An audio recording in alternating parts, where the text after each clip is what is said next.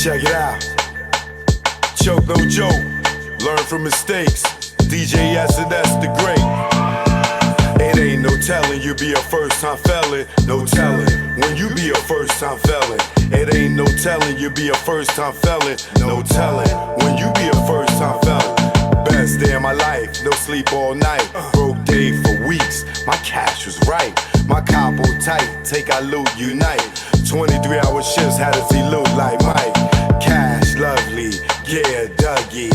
How could this day get so ugly? Wifey bout to pop like some bubbly. Yo, through those 9 months, you really bug me. Felt like a star, cop first car. Get up with the guard, what it is, baby paw. He about to cop a van, get up with our mans. Before we reached our low spot, toes blam. Unaware what happened, discussing and clapping. It wasn't loud, ain't shit gonna happen. Me being stupid instead of getting they moving. This nigga kept chefing like the woo one. Then we heard a knock, no one knew of this spot. 6 niggas in the spot, 6 niggas not. Ain't no telling you be a first time felon. No telling when you be a first time felon. It ain't no telling you be a first time felon. No telling when you be a first time felon. It ain't no telling you be a first time felon. No telling when you be a first time felon. I'm in the precinct all damn even. This good cop, bad cop shit got me steaming. No, I was caught, I ain't give a fuck. Had jokes like the usual suspects line up. Book times up, came back fuck. Shirt wrinkled up, my pigs roughed me up. Time's up, heard them clink of the cuffs. Niggas was so deep they had to call on the bus. Everybody that checks outside waiting on us like ghetto celebs. Ourselves ain't plush.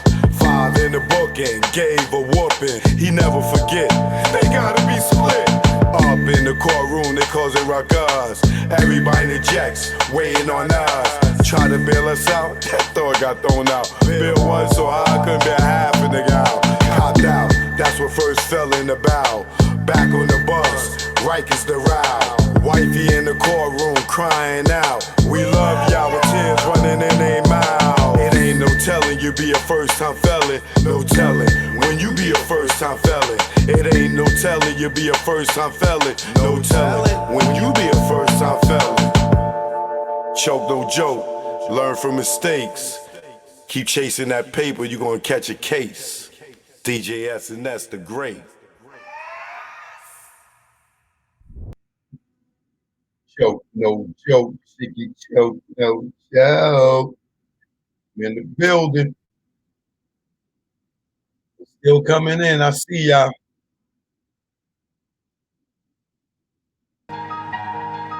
Choke no joke. Yeah. You know what choke no joke. You know what it is. Let's go, let's go.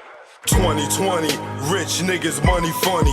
We got killer bees and I lost my honey. My little sex master, yeah, she was a distraction to my mathematics. Then Corona happened. The government capping on what's really happening. Rock Nation signing niggas that's out here ratting. And Jay's the captain of the ship. Ain't this a bitch? You keep his sign and snitch. We lost Andre and Rich. Life's a bitch. Can't have a funeral, no matter if you rich or poor.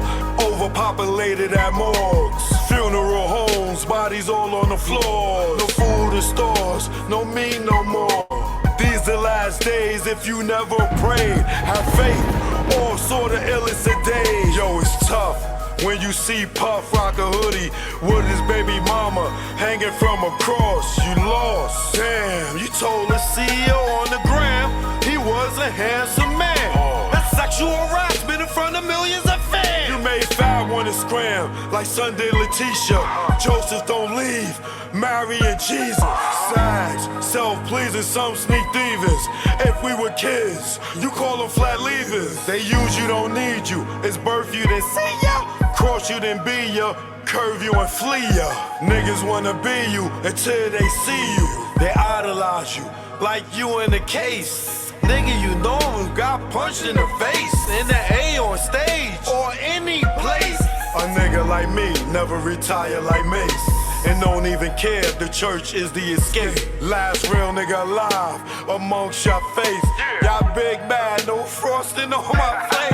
You can't come out, Epstein flight log is out, and tell us what that spirit cooking about. Head to head with a satanist and niggas in doubt. The power of the dark side block me out. That's why I'm black and get it in any sport trick. That's why you the non-factor. 6ix9ine keep acting like you ain't acting. You wasn't flagging in the court yapping. That tough guy on the gram was just blabbing. Nigga, you capping. I'm the king of New York. At y'all niggas, I'm laughing. At the plaza. At the plaza. It's the king of New York. Choke, no joke. We here now. You know what it is. Eden Wall, stand up.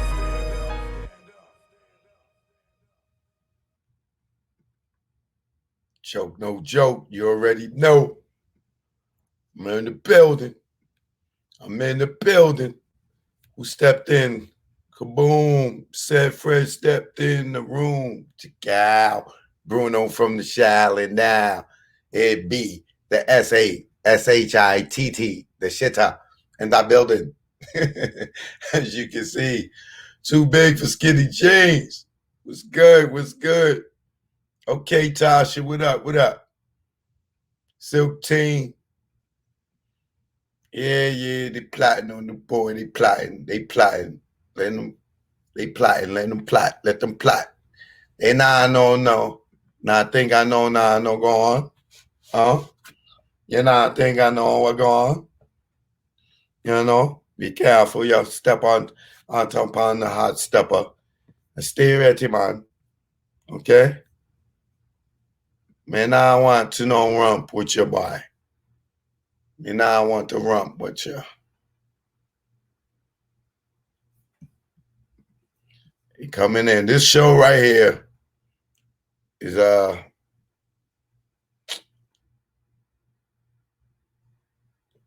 this is gonna be one for you. You might want to call your friends up. Because this is one that's going, I think I got it all together now.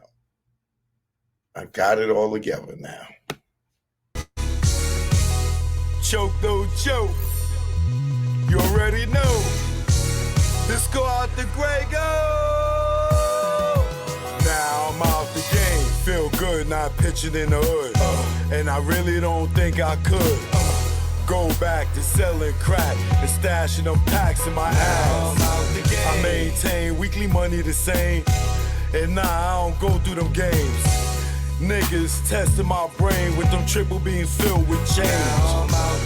Pot crack, grams in the drain. Getting hit with the fake exchange. Like baking soda flour. After being on Broadway for hours. Getting knocked, being back at start. Niggas testing if I got heart. Pushing me to pop some shots. Just stop the ball before the start. Old lady with the binocs. Give description to cops. Why they try to tear us apart with that good cop, bad cop. I ain't going for the game, he ain't tell you a thing. Your partner's with him, saying the same. You can tighten them cuffs till you see veins. Stop fucking yanking them chains. They might fuck you if you ain't sane. And nigga never sniff cocaine. And I don't care what game or part of the area you claim. Let's go. Brave Scarface, you must be insane. Nigga, Tony fucked the boy's day. His right hand man, he's slain to get his back blown out the game. On Kane, do it on the low, let nobody know. No pillow talk to hold. And if he step on your toes, don't bust a blame. Cause everybody will know. Or get out the game. They say that change is good. It's a lot of stress in the hood. And I know if you could, you would. Get out the game, but you stuck in that time. Where the nigga public like shine. For a witness to drop a dime. For self-defense, do or die. Celebs doing time. Mike Vick on the child line. Even Kobe, Jason Williams, Gage, kick like Shinobi. Little Kim for perjury. You know you done fucked up, right? You know you done fucked up, right? Let's go. When it's late night, make sure it's packed tight. And when you take those flights, never eye the Jake in sight. And shake them fuckers when they dead and right.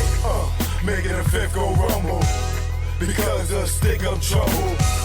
Blasting your gap for a cat, for in fact, for some crap that don't involve you. For some dudes that don't love you, all they wanna do is on you until you go down.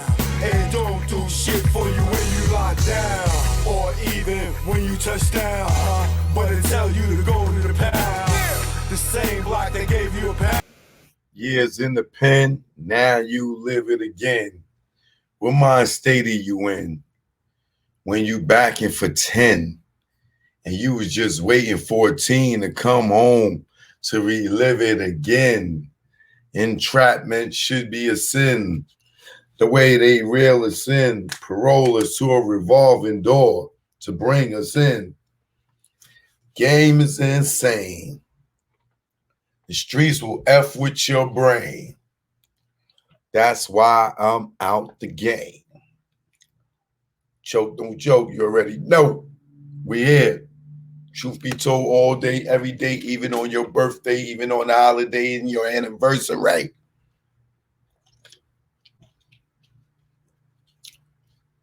Bionic Pod, good looking. Road Runners, what up? All right, y'all in the building tonight. What game is that on the screen? What game is that? Silky Santiago.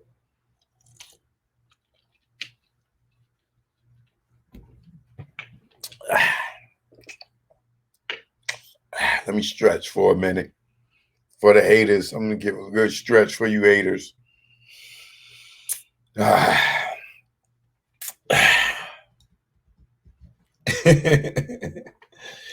right, too big for skinny jeans. I see you. Toronto, what up? Canada.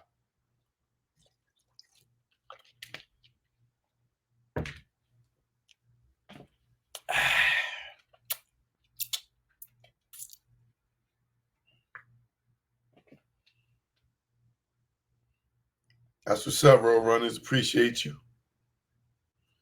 Oh, my battery's dead over here.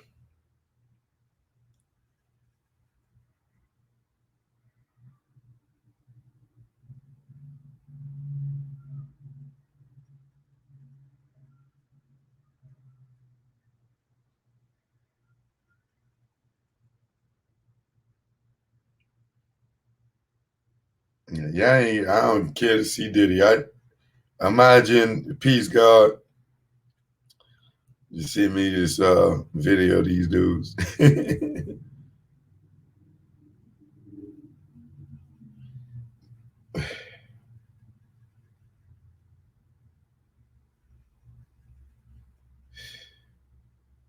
Oh, brothers.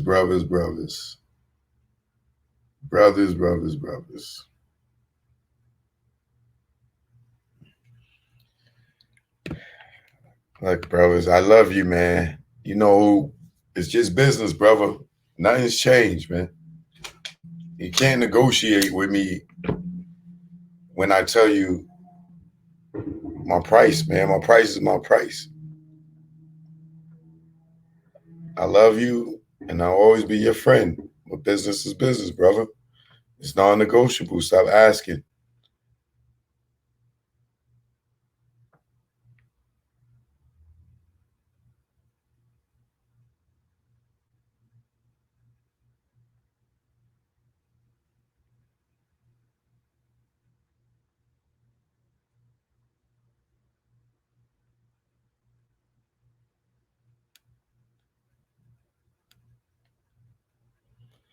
Instagram, I'm live on YouTube, Patreon.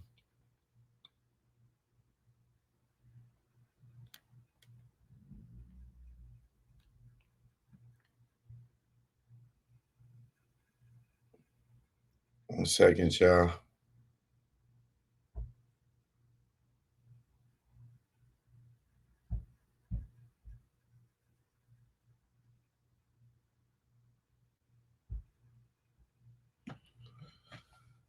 Hi. Who else? Original Man up in here. Welcome, welcome. Where's the BI interview? The BI interview's on BI's page.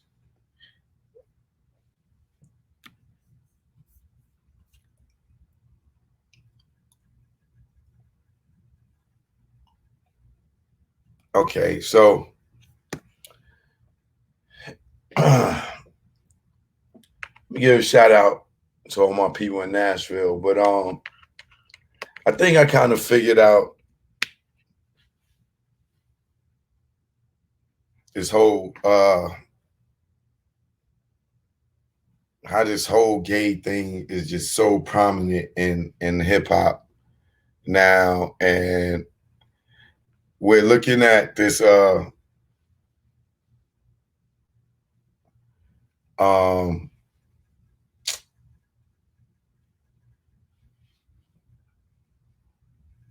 there's something on YouTube right now where somebody's talking about the Zulu Nation, the first gay family of hip hop. When I saw that, it confirmed a lot of my suspicions and thoughts of my time in this entertainment industry. Let me give a shout out to all my people out in Nashville, Tennessee, Cashville. You know what it is. Yeah, I know I learned from mistakes tours going on.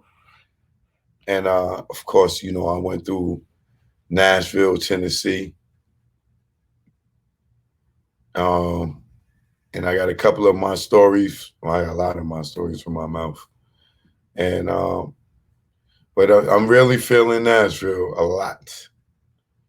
Like I told you, I'm about to move there in a minute.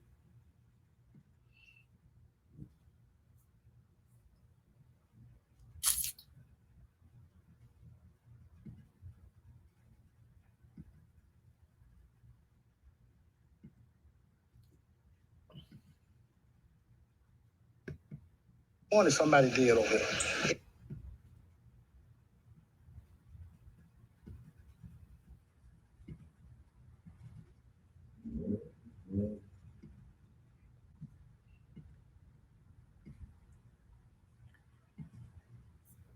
Here's another brother.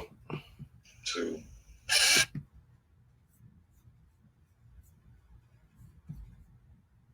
That I would like to introduce to y'all, in case y'all didn't know.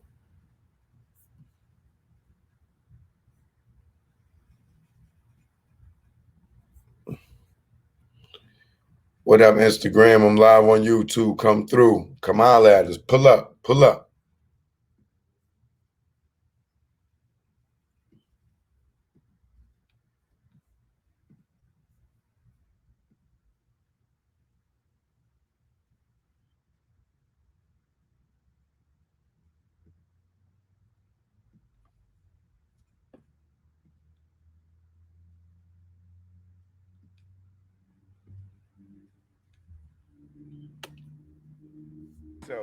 Man, I'm Chef Mike Troop, Violence Interrupting Community Director for Gideon's Army. We here in Nashville, Tennessee, in North Nashville, brother. All right. How long you been in Nashville? All my life, born and raised. How old are you? 39. All right. Mm-hmm. What was your growing up?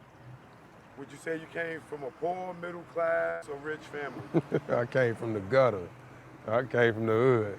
So we would say poor. Did you grow up in a single or co-parents home? Single, raised by my father. Now that's different because most people say single parent home but raised by their mother. Absolutely. How do you think being raised by a single parent dad is different from being raised by a single parent mom? As being a man, you instill more like what my father, if he was alive, he'd be almost 80 some years old. So I was raised the old way, you know what I'm saying? So if you were a male being raised by a woman, you would probably have more feminine attributes, or that's why a lot of these men nowadays fight women and argue with women. But I come from an age where men don't argue with women, like men don't put out, like we ain't got to put our hands on, like, so I was just more masculine. I had a lot more masculine guidance and was really taught how to be a man, me being a man. So I figure if you was a woman raised by a single mother, you probably have some type of father loss issues, but at least you'll know how to be a woman because you raised by one. You know what I mean? But to me, I feel like a lot of men that was raised by the women in the hood just tend to have more feminine attributes, so to say. You know what I'm saying? Not all of them though, but most of them. But my father just taught us to, I ain't even had to, he wouldn't even let us wash dishes. It was stuff he told us men didn't do. Now that I got older, I realized I had to reteach myself, but he just taught me just how to be a man and how to work hard and how to get it out the mud. So, where do most people know you for? Right now, everybody know me from healing the community and being a community organizer with Gideon's Army and an international gourmet chef. So I'm known as a chef. So even in every title, they still call me chef. So even here in the streets, I'm known as Chef True. Okay. And before you was Chef True, who were you? I was Mike True, East Side outlaw out here running the streets like everybody else trying to make a name for nothing. You know what I mean? I also was in the music industry for quite a while, so in the streets, everybody know me from, you know what I mean, running around the blocks and being in the music industry and doing a lot of major things with that, as far as in the city anyway. At what age did you make your transition? 26, 27 was when I decided I was going to for truly change. But it was in 2008 was when I first started. What's up, fam? When I first started really, you know what I mean, like pulling myself out the streets, like I can't keep doing this. And I've been doing my thing in the culinary industry ever since. What made you get out the street? Man, my last case, I caught a case and I spent my last $50,000 to be free. So it was either continue to do what I do that took all the money I made in the streets, or figure out a new route. And I had a bunch of children and I wasn't finna go that route. So what made me get out the streets was me wanting a better life for my children and knowing I can't keep doing the same thing and getting better results. And with that better life, what are you doing now? Giving back to the community. If y'all can Google Gideon's Army Nashville. So we're a grassroots organization that's built around restorative justice, restorative practice. So basically, I use my influence as a ex-gang member, ex-street dude, and use that to uplift the youth here in Nashville, empower them on economic growth. That's why we standing right here in front of a store we purchased during the tornado. We were hit with a tornado back in 2020, right before COVID, that decimated North Nashville, which is this area we standing in, which is 37208, which has the highest incarceration rate in the nation.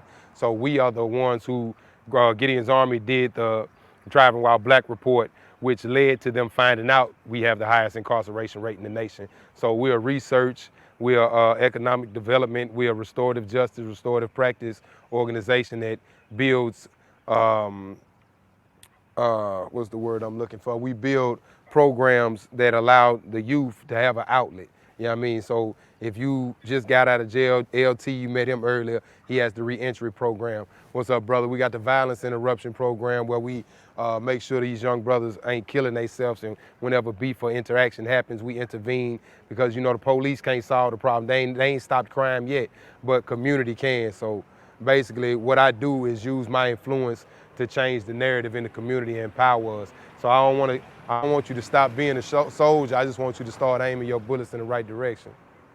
I copy that. Now talk about the medical world and your holistic thing going on. Tell us about that, man. 'Cause I hear that, you know, there's a few people during COVID, you saved them. Yeah, so y'all can check me out, TrueToEarthOrganics.com. That's true with the number 2, earthorganics.com. But I've been a holistic healer for, man, like 16 years. I've studied medicine, herbology, and I use the earth to heal the planet. I mean, I use the earth to heal people with the herbs from the planet. So basically, that's why I call it True to Earth.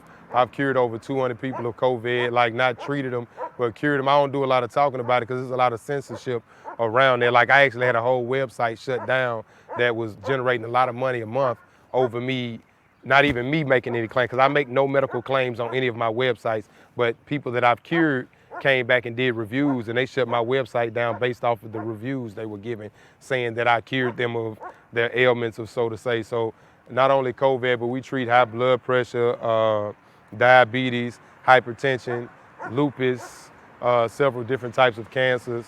So if you're dealing with any type of ailment of the body, then True to Earth can create a formula that'll allow you to heal without going to the doctor and getting all those medicines. Not saying that I don't recommend. What's up with your brother? You all right? That's what's up, man. Not that I don't recommend Western medicine in some senses, but there's always a different way or a different route, and Western medicine ain't always the answer. Would you say that, and this is me saying it ain't you, you can agree or disagree, do you feel like they shut your website down so that they could continue to push their medicines opposed to natural healings? Yeah, well, you know, they shut it down like right around when everybody was pumping that vaccine thing really tough. And one of the items that I sell, it literally, what's up, brother? It cure COVID. So it's like, I mean, we don't need no vaccine. First of all, if you ever got COVID, then you already have the antibody. So it's useless to get the vaccine, because the vaccine is to give you the antibody.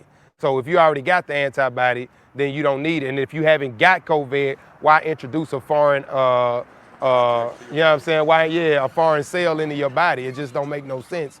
So like I don't do a lot. At first I did do a lot of talking, breaking down the science of it and what's actually killing people and how I'm able to heal them, because people are dying through immune responses. So your immune system is attacking your body, and it's causing pulmonary embolism, hypoxia, and things of that nature. What's up with you, brother? But it's basically where your own immune system is attacked. That's why they say people with immune deficiencies or immune compromised and things like that are more at risk, because it's your actual immune system attacking you. All of those responses, the loss of taste, the body fatigue, inflammation, all of that stuff is an immune response. Right. So I just know how to turn off T cells and activate T cells and B cells and make them do what they're supposed to do, so that they don't cause cytokine storms. Because most people that were dying from cytokine storms attacking their lungs, and that's where too many cytokines, which is part of the immune system, and lymphocytes were actually attacking the good cells. So I think between my knowledge and how much money I made when I first launched it, they was like, oh, nah. And the message that was spread, it was like, nah. So they basically said that I was selling medical supplies or also selling hemp, but I don't sell hemp. But one of my items has hemp oil in it, but hemp oil isn't considered CBD or cannabis. So, but they was basically saying it fall under the same group. So they flagged me and shut the website down. Or they didn't shut the website down, they shut my credit card processing down. So basically they made it where I couldn't take online payments. You know what I'm saying? But it's always ways around that. I just revised it, redid a new website, was back up. So I'm operating on a temporary site right now till we get all the formatting back done. But they can't stop it, you know what I mean? But Tell the people that website. TrueToEarthOrganics.com, that's TRUE, the number 2, EARTHOR. Oh, let me put that on the screen. I need to add that on the screen, because I know a lot of people want this information. In it, but hemp oil isn't considered CBD or cannabis. So, but they was basically saying it fall under the same group. So they flagged me and shut the website down. Or they didn't shut the website down, they shut my credit card processing down. So basically they made it where I couldn't take online payments. You know what I'm saying? But it's always ways around that. I just revised it, redid a new website, was back up. So I'm operating on a temporary site right now till we get all the formatting back done. But they can't stop it, you know what I mean? But tell the people that website. TrueToEarthOrganics.com, that's TRUE, the number 2, EARTHORGANICS.com, TrueToEarthOrganics.com, or you can find me on all the social sites. It's MICTRU, Mike True, or Chef Mike True on all the social sites. All right, and then your store you got opening up right here. Yeah. Tell us about it and when. TrueToEarthOrganics.com. That's TRUE, the number 2, EARTHORGANICS.com. TrueToEarthOrganics.com, or you can find me on all the social sites. It's MICTRU, Mike True, or Chef Mike True on all the social sites.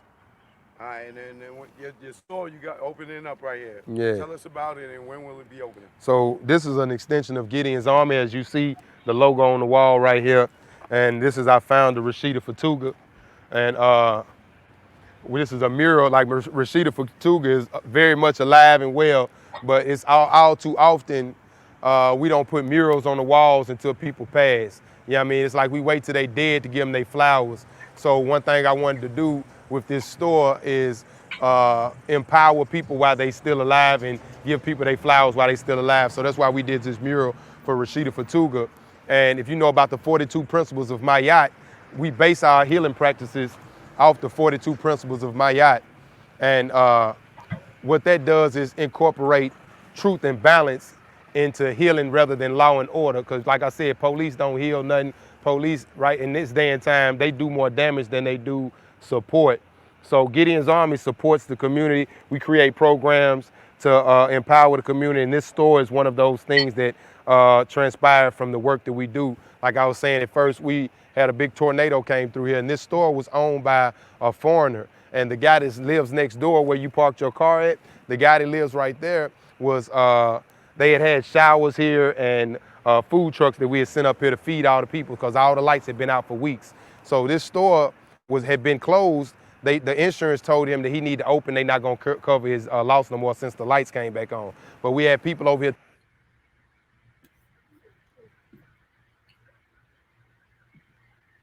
One second, y'all.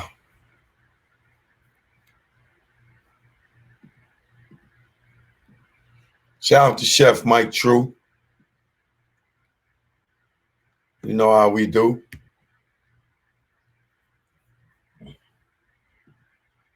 Make a long story short, he got to fighting with some of the people, got to arguing with him. He ended up spitting on the man next door. The Black Panther Party came up here, and they were doing a protest, and was trying to protest the way. Hold on. Let me call you right back since I'm doing this interview. If you at the house, just put it in the mailbox, and then I'll cash app you for it. All right, thank you. Bet. My bad, man. I had somebody making a delivery. But so he spit on the man, and we got the phone call. So me, I'm a mediator. That's what I do with violence interruption. I mediate street beef and things of that nature. So I got a call to mediate between the man here and there.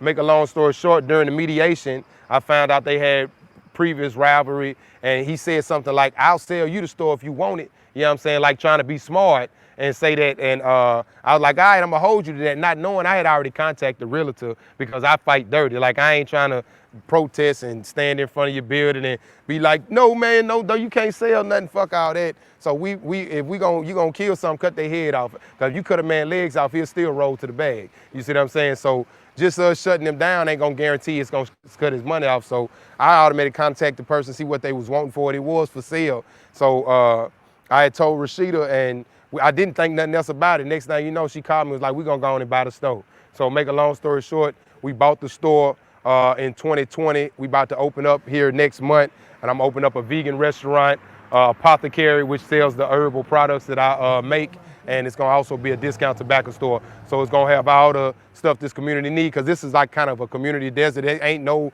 grocery store except for that one right there, all the way up there, which is Kroger's. So everybody that live right here, they don't really got, if you want to get a pack of cigarettes, you got to walk all the way up there on Buck Canyon where she said y'all was at earlier. So by opening this, it helped the community have access to goods and resources. That's a smart move, man. Yeah. I wish y'all all the luck with that, man. Absolutely. Anything you want to add before we wrap it up? Man, just make sure y'all check out Gideon's Army, subscribe. You can sign up to donate monthly, even if it's just $5 or $1. It go a long way because we feed a lot of people in the community. I see y'all on this same video, my brothers walking around in the projects. We do a lot to make sure that we are continuing to growing and not need this system as much. You know what I mean? Because a lot of times this system put things in place that feel like they're giving us an advantage, but it's really just to keep us stifled even more. So the more you give to Gideon's Army, the more we can continue to give to our community. Peace, love, and light, man. Make sure y'all check out their website, trueToEarthOrganics.com. Let's say if somebody famous saw this and they was feeling you, let's say like LeBron or Drake, and they say, yo, I want to contribute to them brothers. What would y'all need? Well, all they need to do is sit down and let us know what they want to contribute and how they want to contribute, because we got a team in place to be able to handle whatever. We would need help with creating more donors, because that's the main thing. Like I said, money. We just one of the first organizations that got the city to actually include us in the budget. So they didn't include us in the main budget, but they set a budget aside for what we do in another department to empower us a little bit. So we've been doing all this work off of our own muscle, so to say. So if somebody could put some financial muscle behind it, and believe it or not, we financially strong out here. But one thing I've learned, that even a few millions or millions of dollars only go so far when you're talking about economically empowering the entire city. You see what I'm saying? So right now we focus on North Nashville. The more money we got, we could put that in East Nashville, South Nashville, West Nashville. We already got the pieces put together. We just need the money to bring the more workers in, because we have only a handful. You met the violence interrupters we have. That's the only handful of violence interrupters we have working the entire city. You see what I'm saying? But we focus on North Nashville since it's the highest incarceration rate. So what I would say is them sitting down, seeing what we're about, and seeing how they could actually help funnel in resources. And we don't even need just handouts, because them just as simple as making a post and telling their followers to donate $5. If you got 1 million followers and each one of your followers donate $5, that's $5 million, and you didn't spend a dime. All you did was open your mouth. So, you know what I mean? Tell them to research Gideon's Army Nashville. We was on the BET documentary that they did with, say O'Brien, I can't remember her first name, but she did a documentary going around showing different struggles of America and how the government systematically put us in the situations that we are in. And we were part of the prison to pipeline segment, because we one of the strongest organizations in America that's dismantling the school to prison pipeline. That's big, man. Appreciate you, and I'm sure everybody out here looking at this, you probably just inspired some brothers in other cities to do the same thing. Yeah, absolutely. Much love, man. Much respect. Peace, love, and light, man. All right, one. Absolutely.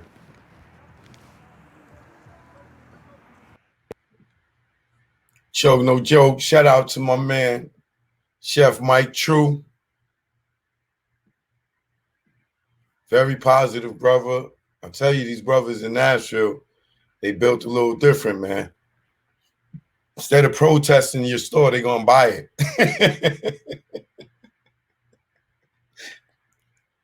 That's gangster on a whole nother level without a weapon. That is super gangster with, like, come on, man. These foreigners, you're going to spit on a person in our neighborhood, and we come and we support y'all every day. We will buy your business in Nashville and move you the F up out of here. Yeah. All right. Shout out to the chef, Mike True. If I hope y'all got to follow him on Instagram. Tell him Choke No Joke sent you. You know what I'm saying? Here's his Instagram right here. It's Mike True, MICTRUE. You see he's a chef. He nice with it. You know what I mean? So Chef Mike True, shout out to you, brother. Shout out to Gideon's Army.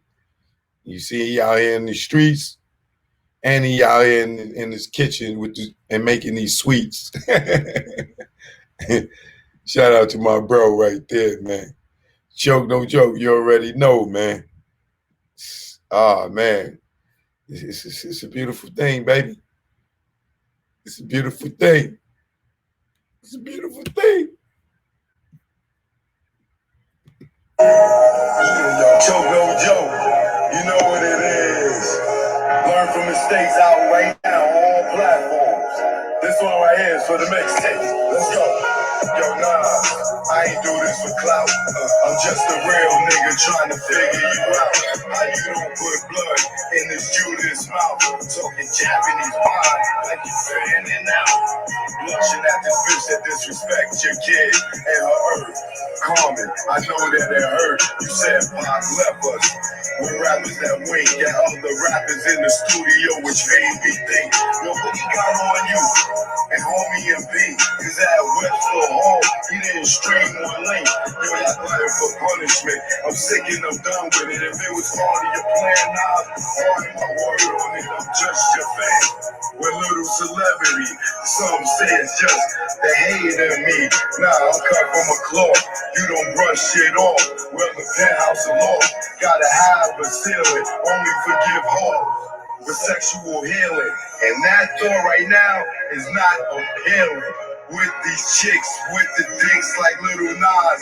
X, I'm not a fan. You damage your brand. Yo, Nas don't ever do that shit again. I'm signing off. Esco stand. Choco joke, you know what it is. You know what it is. Yeah. You nigga, I ain't sorry for shit. I ain't with your boys' games, nigga. I'm with this shit. I'm nothing like nah. I'm with this shit. I'm more like Jungle when the bust your shit. Bro got me on chill. He said I'm Illmatic, with the static, with the ratchet.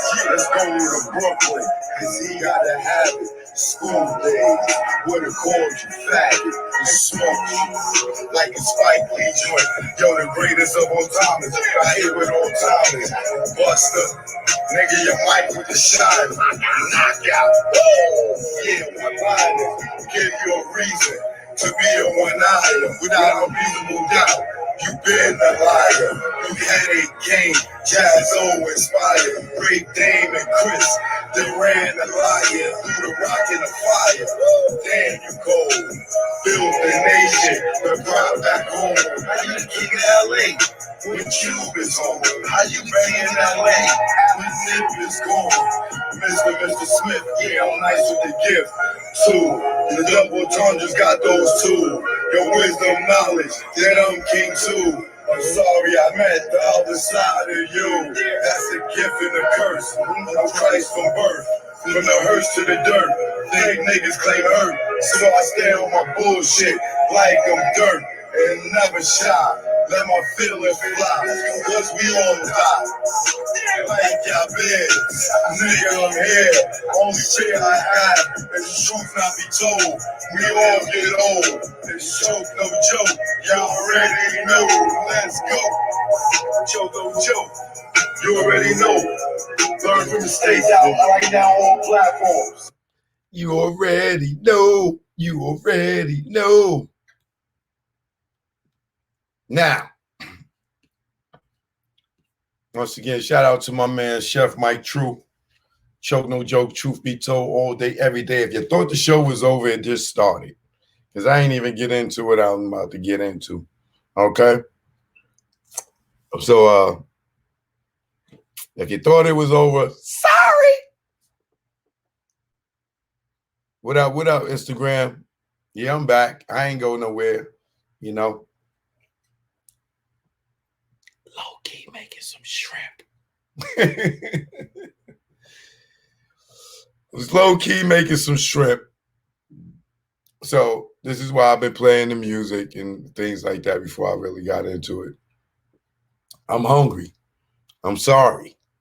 I'm gonna be honest with y'all. God, I was over there making shrimp, man. I was making some shrimp. Okay?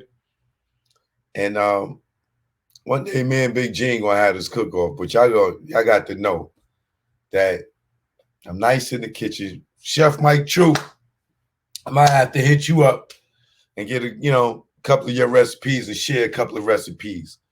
Cause I'm nice too. Let me just give y'all a little preview of what I do.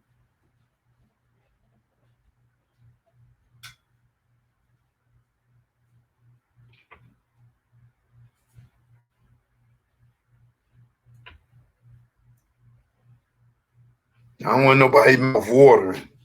I don't need y'all mouth watering. But you see how my shrimp come out? Look at that. Golden brown. Come on, baby. Come on, baby. When you come to Las Vegas, I'm gonna cook you dinner. Okay, I heard that before. Y'all all say that. Then I come on tour and I hit the grounds, and then I can't find none of y'all. Y'all all want to cook. Whatever. Y'all want to take me out. Whatever. That's cap, Miss Ronaldo.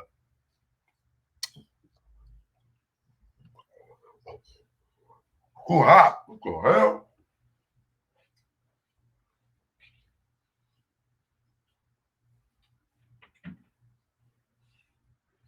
Mm-hmm.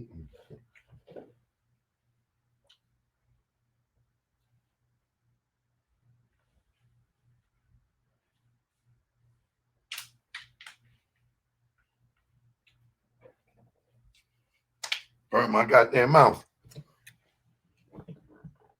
Trying to stunt.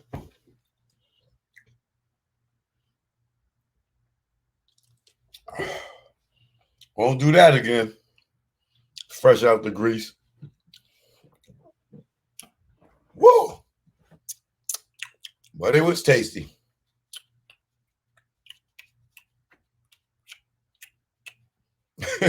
she was hot. Whole hot. Hot for real hot. Key Fast, what up? BX all day.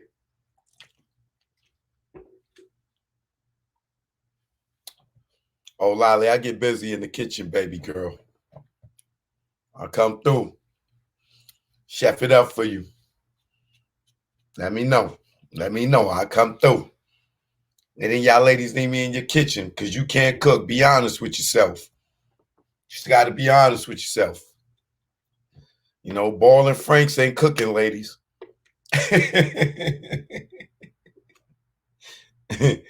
Ball and Franks make it, what do they call? Thomas English muffins or something. Throwing a little butter on an English muffin and putting it in toast, ain't cooking, baby. Let me come batter up that shrimp for you. Season it up real nice. Fry, you know what I mean? Hook you up. You could lie to your husband, tell him you cooked.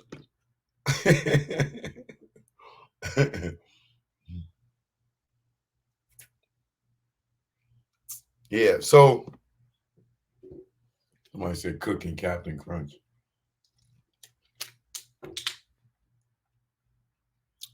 So what I want to get to as far as this industry thing.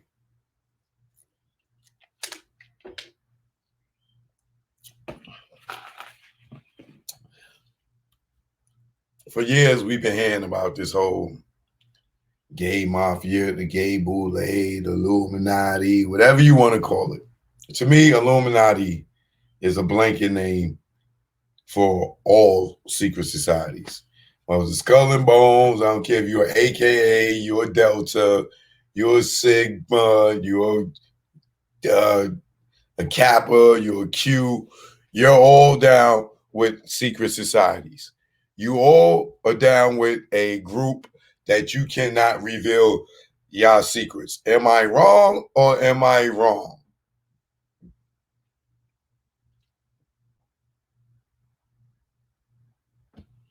Don't tell me what this better not be, Rashawn, because you can leave right now. People come and watch you and tell you what you better not be talking about. Look at this person here. This better not be a Zulu video. Well, you better not be watching then. Goodbye. And I'm not going to even block you. You can block yourself. See ya.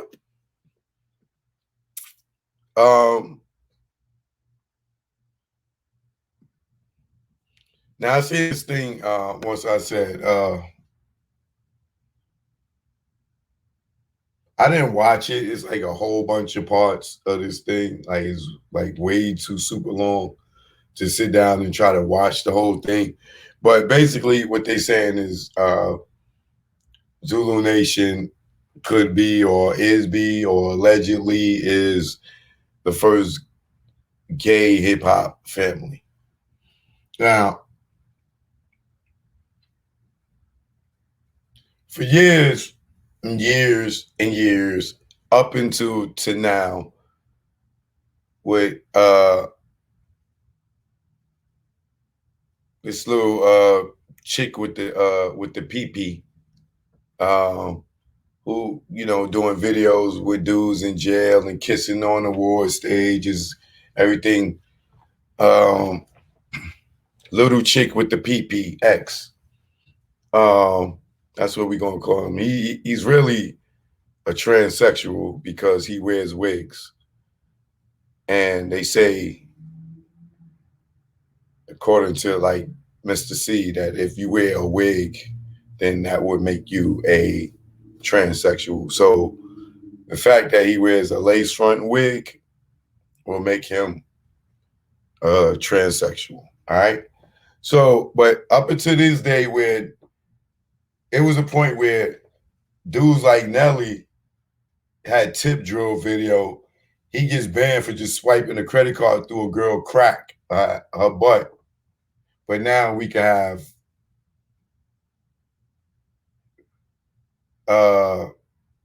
Cardi B and Megan and these other artists humping on each other and all, way worse, right?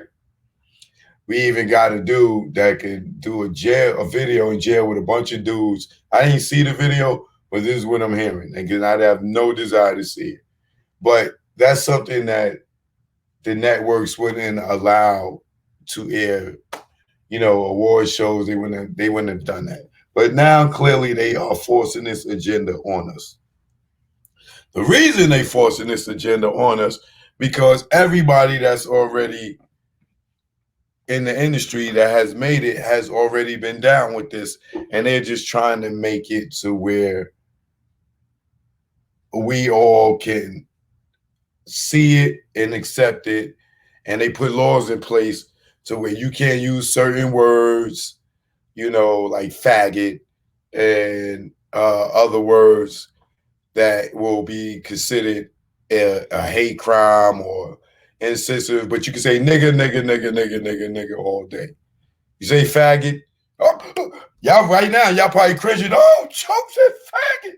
Like, you know, so, which is just a slang, just like nigga is a slang. You know what I'm saying? But some of us from the old school, we not going to change because people tell us change. Like, you're not just going to tell me a man is a man because he throw on the wig. I mean, is a woman because he throw on the wig. You're not going to tell me that it's okay that a man that identifies as a woman can play sports with biological women. I'm not agreeing to none of that. But if you want to be who you want to be and you feel who you want to feel, you identify as which, you can do that. But once you start forcing it on society and then people that don't agree with your ideology of life or however you want to operate, that's on you. Now, where it goes into hip hop is this. Told y'all earlier to watch Crush Groove, right? And if you rock with me, you did. If you never saw it, if you've seen it 100 times, you didn't need to see it, and you'll know what I'm talking about. Sorry, King.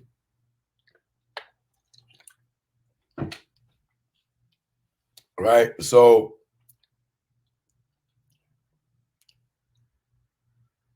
for years of me being in the industry, I always wondered why I got so many indecent proposals from men, right?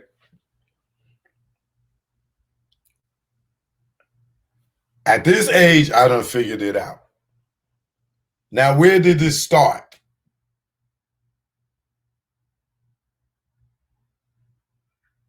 Where did this start?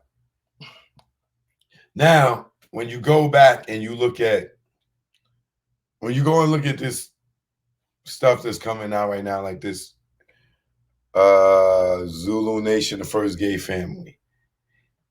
If you follow me for years, you heard me tell interviews, you heard me talk about these things. This is nothing new. As far as me feeling like it's a conservative effort to push an agenda, because most of these people that's in this lifestyle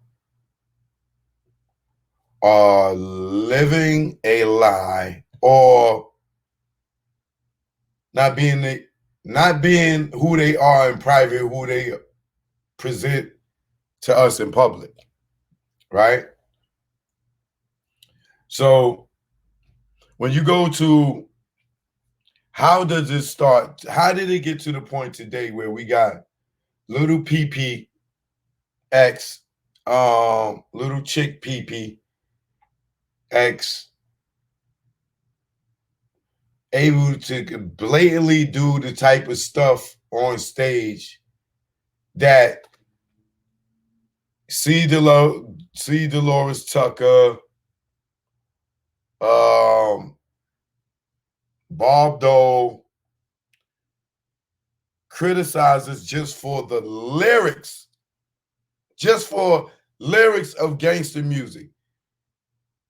They got labels to drop this, that, and other. So you telling me these people could push a whole agenda of same sex on these kids blatantly, but you wanted to ban our music for reporting street news? Where is the C. Dolores Tuckers of the world today? Why ain't none of the parents outraged with none of this? Why? Because they put laws in place that if you are against it, it is called a hate crime or gay bashing or you homophobic, which is really heterophobia. The gays have something against the straight people. They have heterophobia. We are wrong when we want to be proud to be straight. But if we say something about them, it's homophobic. But in reverse, it's heterophobia for us. But they just don't use that word.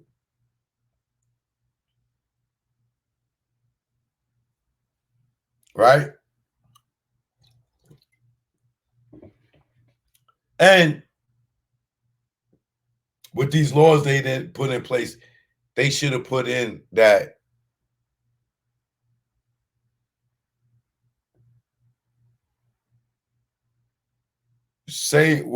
not necessarily same sex, but people that are identified in other than what they biologically are should be some type of mental illness. Because we know there's two genders, right? So if you think you're other than what you are, it should be some type of mental illness. Not saying that if you're a lesbian, you're crazy. But if you're a lesbian, you saying you are a man, knowing that you're a woman that just like women, and you say, no, I'm a man, then there's some type of mental illness there. Same flip side on the man's side. If you identify as a woman, fine. But if you think that you're a woman and you know you got this thing swinging between your legs, that is some type of form of mental illness. And I think that those should go hand in hand with these laws that they're trying to change to make us understand that a man could walk in a woman's bathroom if he has on a wig or identifies as a woman. Like I showed y'all that video of the woman that was disgusting because she had a little daughter with her at a spa, and the spa let this transsexual go to the woman's side. So this guy or this transsexual's walking around the spa, and you know how these spas are, you naked, because you have to be nude in the showers or whatever, things like that, right?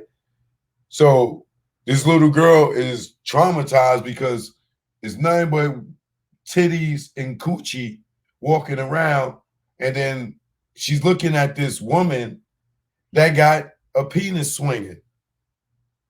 So the mother comes out to the front like, yo, how you got this transsexual in here with my little girl? And they like, yo, what do you want us to do? He identifies as a woman, so he could go over there. How fair is that? And what does that do to the little girl mental? Does she start wondering why she don't have a penis?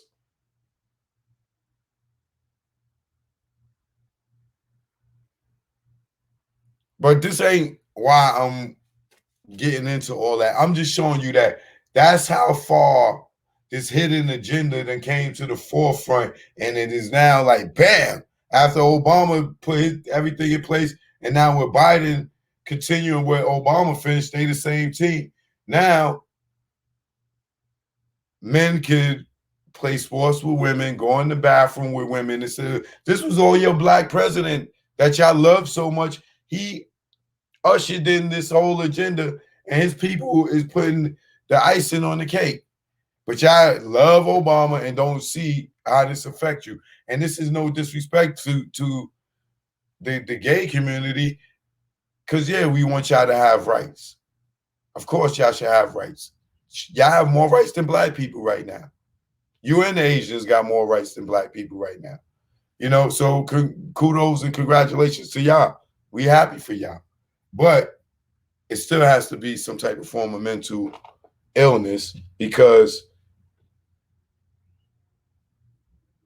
the little girl is traumatized now. Is that her fault that she's traumatized and confused? Should that be put on a kid at that age for them to be trying to figure out why this lady has a penis swinging and every other woman in here don't? Is that for a kid to be trying to figure out? Is that for a mother at that age that have to go home and try to explain this to this kid? No. That should not be forced on the mother to have to explain these type of things. There's a time and an age for that.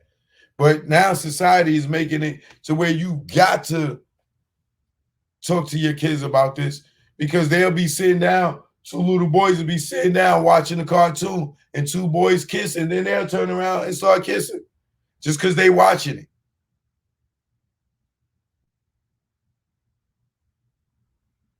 So this agenda has been going on for a long time, and they just slowly groomed us into bam, right? So going back to the origins of hip hop, a lot of this I'm gonna have to say alleged, because I was in the bedroom. All right. Now, if Bambaata's been allegedly gay from the conception of Zulu Nation and whatever they was before Zulu Nation, and he was sleeping with all these men and boys, allegedly, for all these years, then he pop off and becomes a mega star. What happens? Especially with him being a figurehead of a gang. You get a bunch of groupies, and you get people that want to be a part of what he got going on. Now, if his sexuality is gay, then most of the people that surround him are going to be subjected to it. And if you look at what this thing is about, more or less that's what they're saying. Everybody knew that Africa Bambaataa was gay. Right? Now, he's the Bronx. Kool Herc was also in the Bronx. But there's never been no rumors of Kool Herc being gay. that I heard of. He don't have the stigma on him that Bambaataa has, right? Hold that Bronx for a minute. Right now, Africa Bambaataa is the king of the Bronx in hip hop with the Soul Sonic Force, Planet Rock, everything. This, let me see what year this was.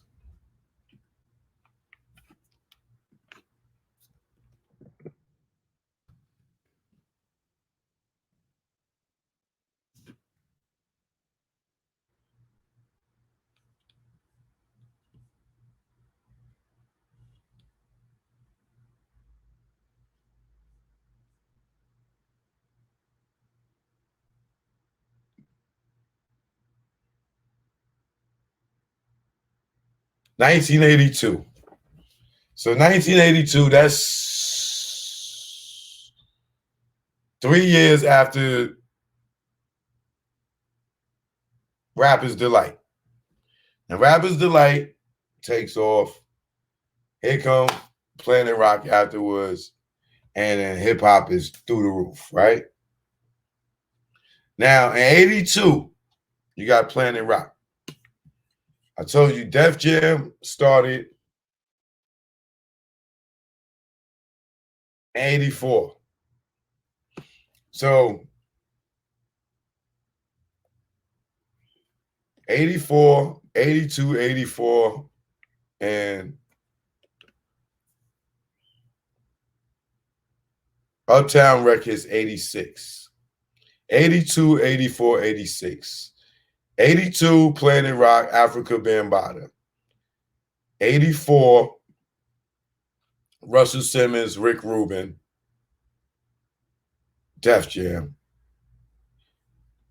And then Uptown Records 2 years later. Now, what these people all have in common is the alleged rumors of them being gay.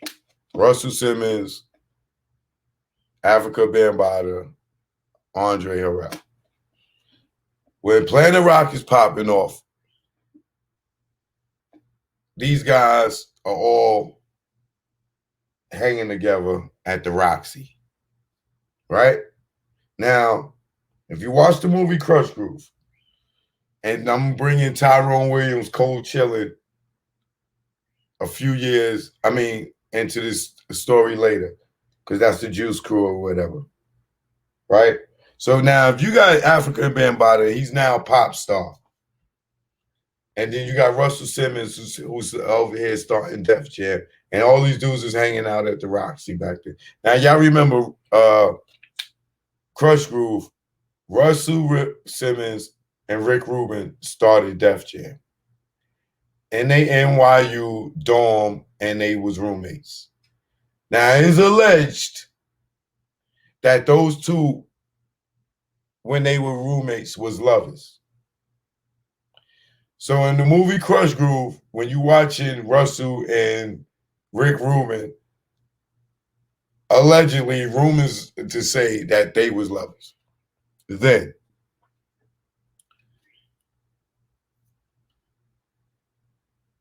Russell started hanging out with Andre Harrell, who was forming Uptown Records at the time, who would be considered the competition at the time. Rumors also say that Andre Harrell may be gay or bisexual. So you got Africa Bambaataa with these rumors. You got Russell Simmons with these rumors. You got Andre Harrell with these rumors. Right? Allegedly. I'm not saying nothing's true because I've never been in the bedroom with any of them. If there's somebody out here that has, then you can confirm if that some of this may be true. That if you're a man and you've been with Bambaataa, then you can confirm that that may be true. If you are a man and you've been with Russell, then you can confirm that it's true. Not asking anybody to come forth because I don't care. And if you've been with Andre RL and you are a man, then you know that this may be true, right? So, it is all alleged because I've never seen any of these men in the bed with men, right? I'm just saying, going from the rumors and the histories of the industry, let's just keep going. Then you got Fly Ty Williams, cold chilling. And you never had these rumors about Fly Ty. At least I never heard anything about him and cold chilling. All right. And I know there was other hip hop labels before this, you know, like Pop Art in Philly and stuff like that, that rocked with Biz and all, you know, all these other artists or whatever. But I'm talking about New York, right? So now we got Queens and Brooklyn covered. We got with Cold Chillin'. We got Uptown covered with Mount Vernon with Andre Harrell. We got Queens with Def Jam. Also, they are based in Manhattan because they're at NYU. And African Band out in the Bronx. So if you ain't never heard any of these rumors by any of these guys, then there may not be any truth to this, right? So as we move on in this story, you got Russell. We'll go back to Crush Groove. Allegedly, Russell and Rick was lovers. And they fell out because Russell started hanging out with Andre. I'm not saying he was sleeping with Andre. It is alleged that Rick Rubin and Russell stopped dealing with each other over Andre Harrell, or because Russell was hanging with Andre.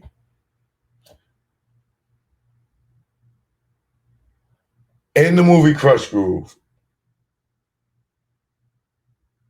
you remember they became in financial trouble and they couldn't run the label, right? Now remember, you got LL who comes in, does the scene box, and he performed for them, and boom, that's how he got signed to Def Jam. I don't know if T La Rock was the first artist on Def Jam. I think he was, but let's just say LL, right? In the movie Crush Groove, Russell was running around borrowing money from some people, and he borrowed some money from some dude who was JB, whoever we don't know who is in real life. And remember, the Full Force dudes kept beating up Russell until they got their money. I need my money, Russell. This is going to happen every day till JB gets his money. You know, I know that movie backwards, right?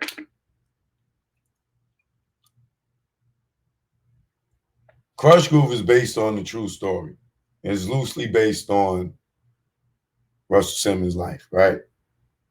So what happens, if you remember the movie, Russell runs out and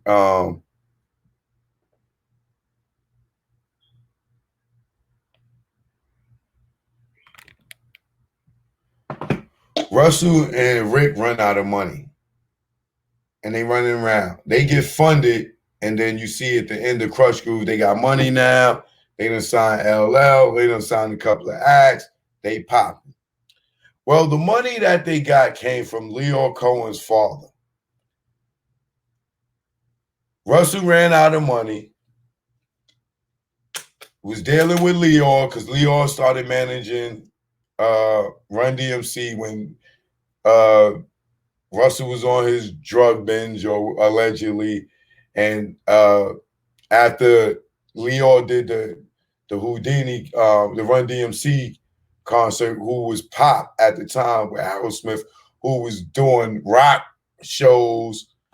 Leo was doing rock shows. He wasn't messing with hip hop.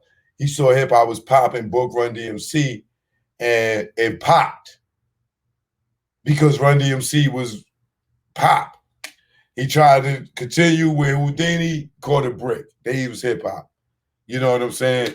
So Run and them was on tour overseas. Russell can't be found. They get Leo to go.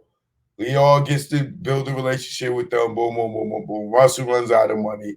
Leo father's the president of an Israeli bank. He got money. He tells Russell, yo, all right, we'll give you the money if you make us 50-50 partners. Russell ain't got no goddamn choice. He take the money from Leo's father. This gives Leo a percentage, 50% partner in Def Jam. This is how the Jewish people took over Def Jam.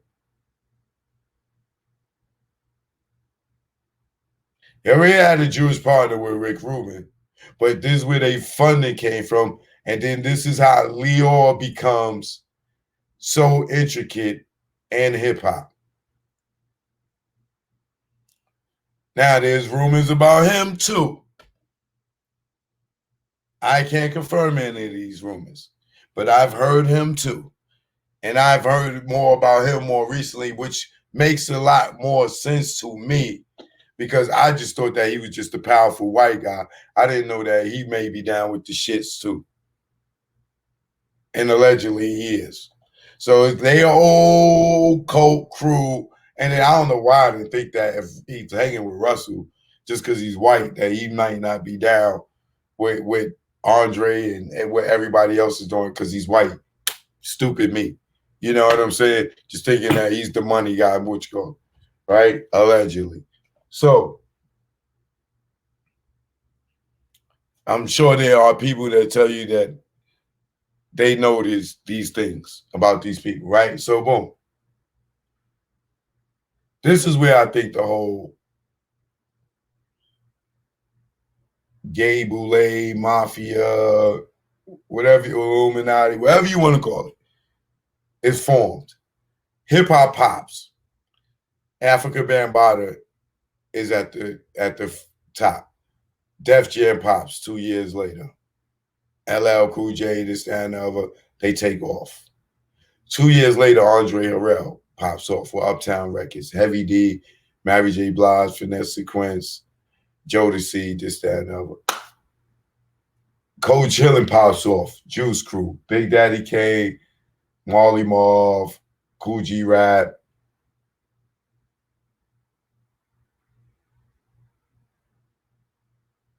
Who else? Kane, Cool G Rap, Biz, Shantae, Shan, so on and so forth, right? Now remember the artist and remember the whole cult, right? So now we got Russell, Africa Bambaataa, Andre Harrell, Fly Tie, Cold Chillin', right?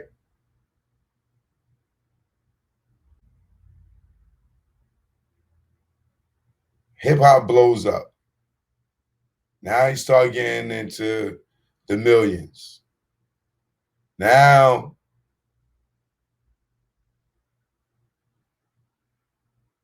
they probably got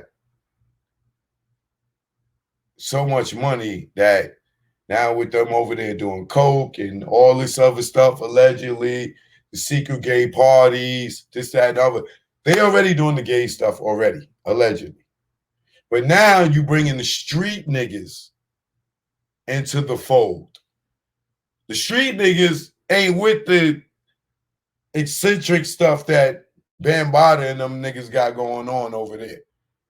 They coming in, we bringing it, because it went from the funk of Melly Mel and the Funky Four, Furious Five, Grandmaster Flash and the Furious Five, dressing on punk rock like Bambaataa and them was with the funk. And now we going James Brown street, break beats, this, that, other.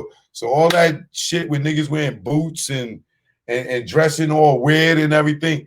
These niggas was doing that. Van Bottom was doing it because they was already eccentric, messing with the gay world. This is why they have no problems wearing boots and all that other stuff. They was already doing that, allegedly, right? So when the streets come in, we not with all that extra eccentric stuff, but they are. So they are closetically probably doing this stuff, right?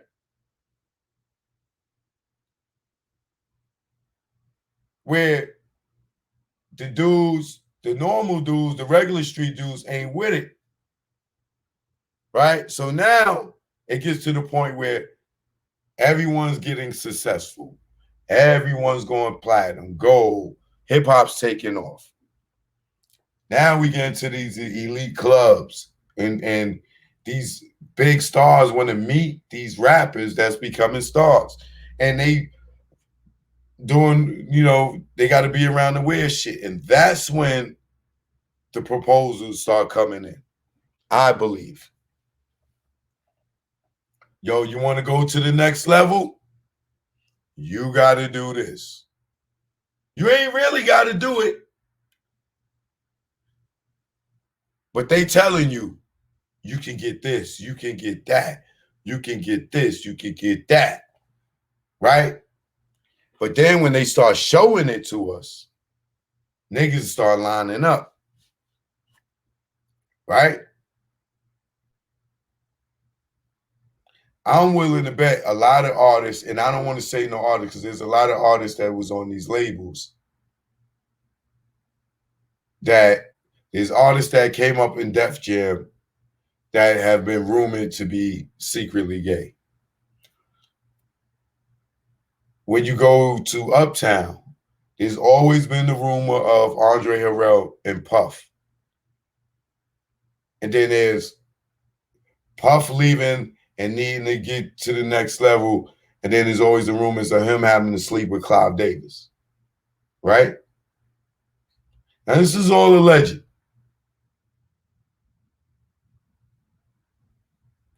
But if you think that if someone had to sleep with Bambaataa to get to the next level, or to sleep with Russell to get to the next level, or to get in a club or whatever, or cult or whatever the hell they may be, look at the success of the people that were gay or played with the gay or secretly gay, and then look at the other people who had mediocre success. Now look at Tyrone Williams, Fly Ty, Cold Chillin'. It didn't make it as big as Uptown. It didn't make it as big as Def Jam, right? But there's always a story where Fly Ty tells a story where him, Andre Harrell, and Russell Simmons was living together in Left Rack. They had a apartment together, them three. He said he walked in one day, and what he saw made him move out, and he never lived with them again.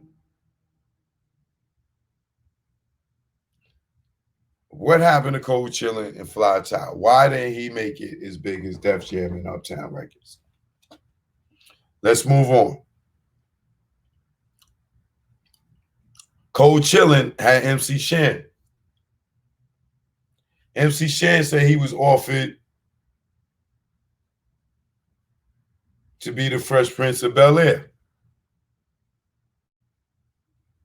And then he said it was some weird gay stuff that went on, and he wasn't with it, and it went away. Then they gave it to Will Smith. And then Will Smith did what? 6 degrees of separation. They took the wholesome image of a young boy that moved from the ghetto to the suburbs, heterosexual boy, and made, well, they didn't make us, but we all fell in love with this character, and we all adapted to this character, and we follow him because he's one of us from hip hop, and then he turns around and boom, he's doing the gay scene with a dude. What does that do to part of the people that idolized him and were a fan of him? It makes them want to try it as well. Just like you want to drink Ciroc. You wasn't drinking Ciroc before, Puffy. Ciroc been around. Shakita Hamilton, thank you, love. Appreciate the donation. Yo, watch this.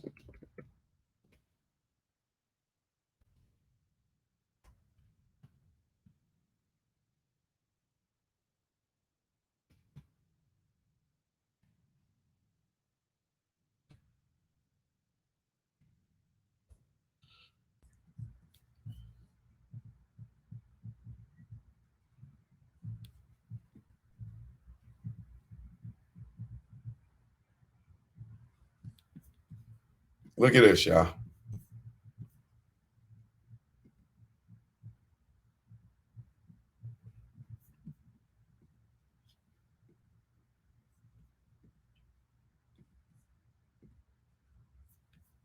This is what year Ciroc came out.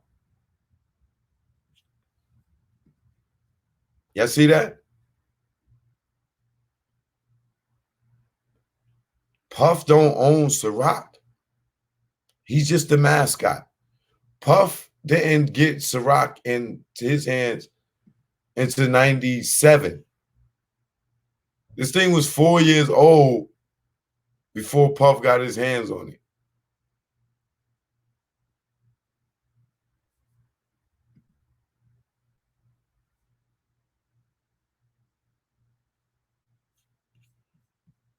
So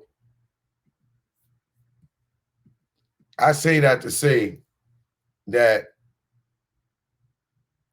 they can influence you to do whatever if you idolize or you are a fan of somebody. Can y'all remember any of y'all drunk Ciroc or seen it, noticed it on the shelf before Diddy started promoting it?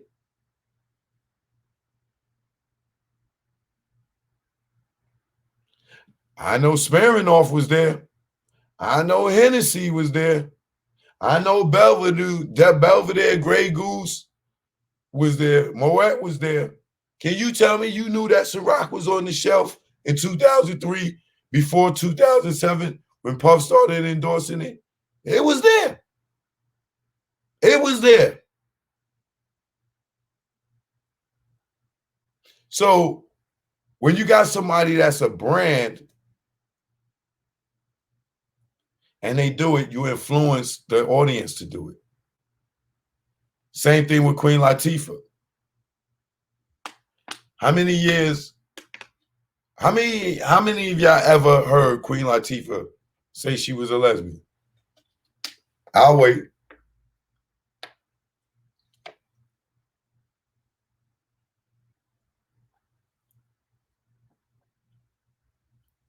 How many of y'all ever seen Queen Latifah publicly with a girlfriend like the Brad do right now?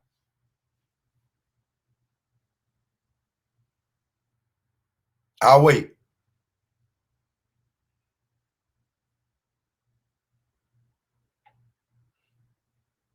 But her whole career,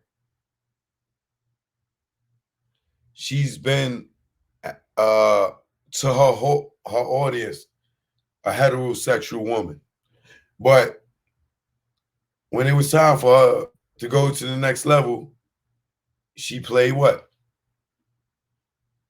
A lesbian and set it off. And still to this day, have you ever seen her publicly with a woman like the Brat is now? You never even seen Brat until recently, even though you may know. But for when Queen Latifah gets on the screen and all the girls that loved her see her do a lesbian scene, she may influence some people to become a lesbian.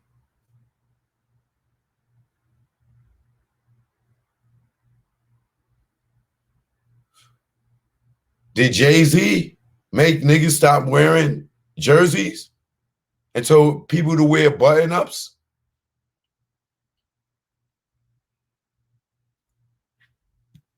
K Monet, thank you. Appreciate you.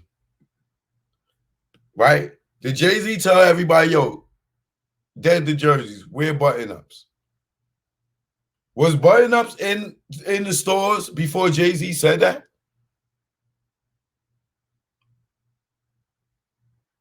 Did they have button-ups before Jay-Z said that?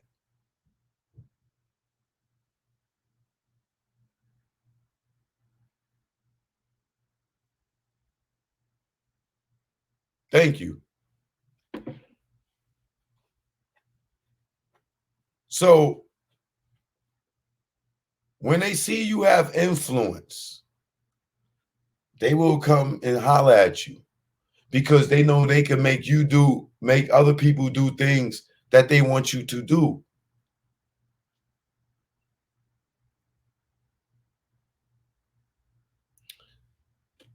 If Jay-Z came out the closet and say he was gay, you know how many niggas, street gangster niggas will come out and be gay? Because Jay-Z did it. I don't care. The nigga Hov is gay. So what? The nigga Hov is gay. I'm telling you what would happen. If Jay-Z came out right now is gay, you will see a overflow of homo thugs out here like no other, yo.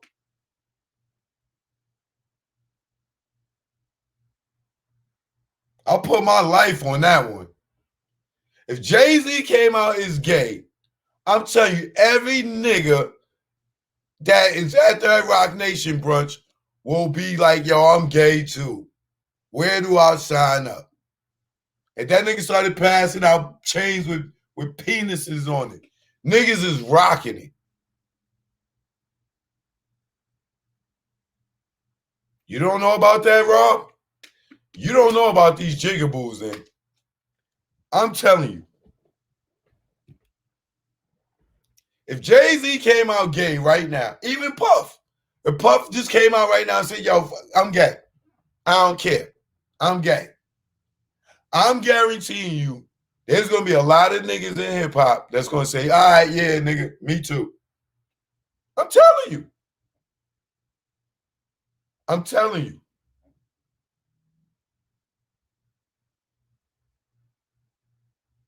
So with Bambaataa, Russell, Rick Rubin, Andre Harrell, all allegedly supposed to have lived this lifestyle, right? Look where all they labels went. Look where Fly Tie label went with Cold Chillin'. He ain't get that far, did he?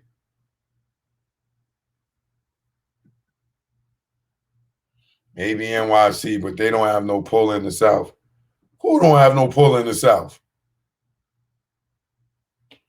Look, the South made the gay lifestyle flamboyant. It wasn't New York, maybe the early New York with Soul Sonic Force and them niggas dressing like that. But once the streets had hip hop and New York streets had California hip hops and West Coast had hip hop and the Midwest had hip hop and Miami had hip hop. Prior to that, until the South, the Atlanta had it, it didn't get homofied out until then. That's when niggas was comfortable in our era wearing dresses and wigs and oh yes, Andre 3000, CeeLo, Young Thug,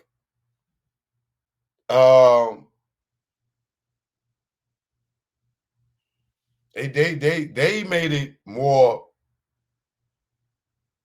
super feminine. It wasn't Nas and them niggas wasn't wearing no dresses. Lil Wayne wasn't wearing no dress. All that came later. Andre 3000 was very eccentric. He did the white wigs and all that other stuff. But CeeLo wore a straight up wedding dress. Like niggas wasn't doing that. Melly Mel was not wearing no wedding dress. I'm sorry. KRS-One was not wearing no wedding dress. Chuck D was not wearing no wedding dress.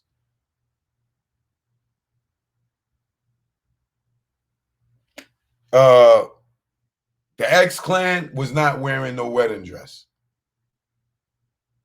Jay-Z, Biggie. I don't care what niggas' secret lifestyle was. They was not wearing that blatantly in the labels in New York had dudes in New York City wilding. All right. Well, them labels in New York had them niggas in other places wilding too. Because you're not catching Prodigy in a dress. Cormega in a dress. No. Sorry. You wouldn't even catch Busta Rhymes in the dress, I don't think.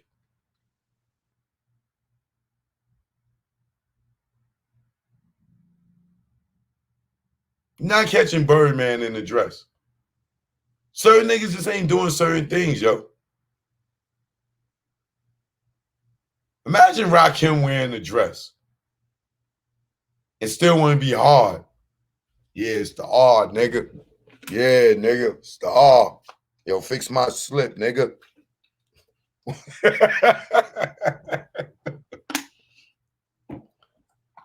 Been a long time since I left you without a nice girdle to step to. Picture that.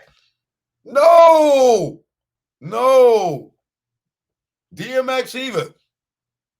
Yo, dog, look at this dress. Nigga, what? I'm ready to walk down the aisle, nigga. Did you stupid? What? I don't need no girdle. Oh man, look at the detail of this dress. Yo, nigga, hold it back up. Nigga, don't let it drag on my Timbs, nigga. Like, come on, no.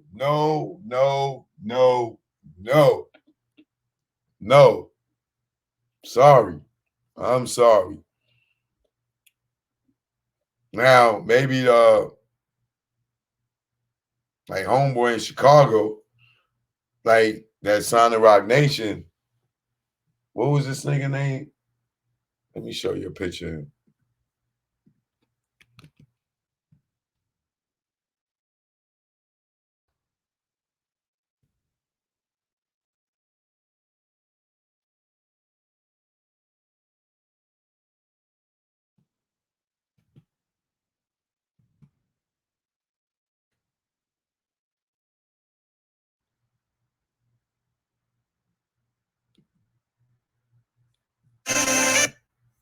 What's this?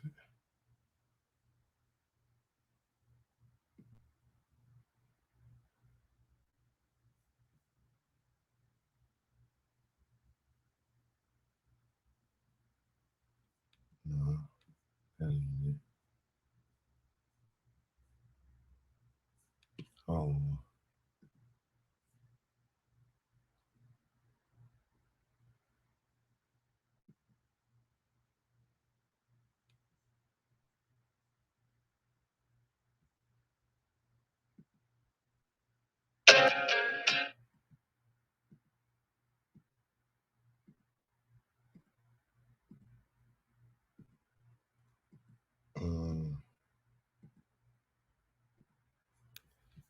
Damn, what is the name of that goddamn video?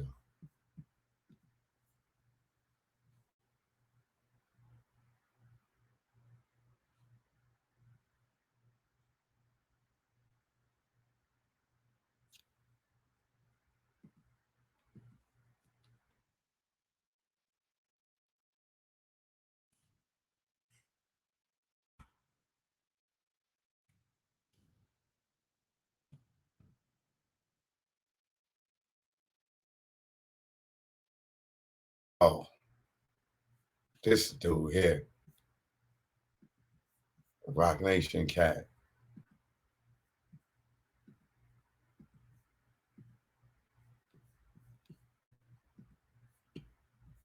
Y'all know this guy? Rock Nation guy. See what they do to us? Vic Mensa. Not only is he in drag, he's wearing a Confederate flag.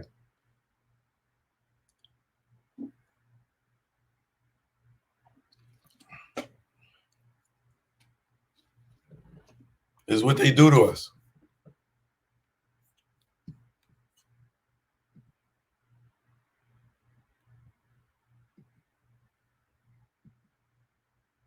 This is what they do to us.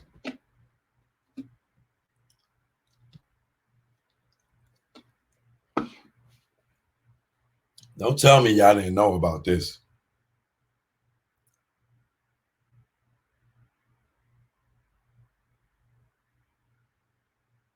Come on, y'all didn't know about this?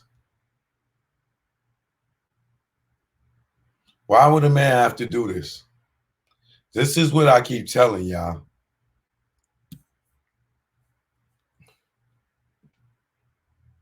One May Day. Good looking, love. R.I.P. Black.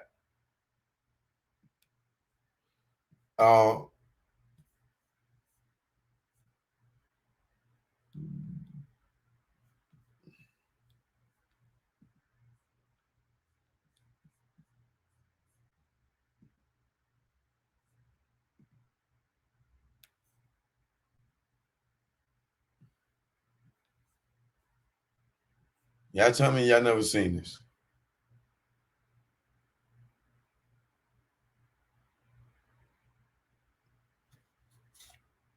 Like, why would Rock Nation co-sign this? But you won't let them stream a Little Uzi Vert concert, but y'all let them put this out.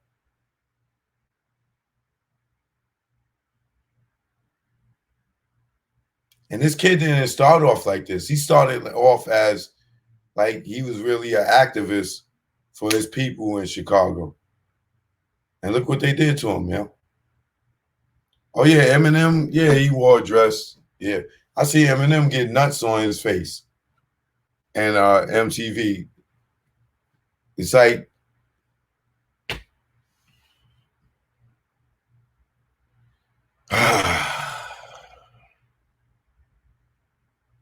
why would they do this to us, y'all? Why? And then y'all be looking at me crazy when I tell you that these people come at you sideways and want you to do some strange things for you to get to the executive level. But there's always somebody that's going to do it. There's always somebody that's going to do it. That's Vic Mensa.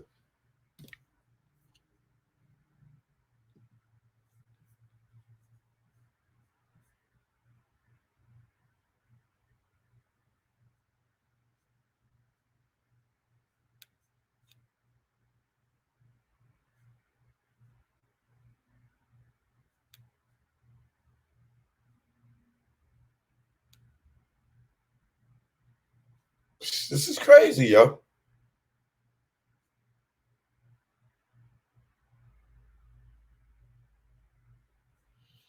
You know what? Let's watch this.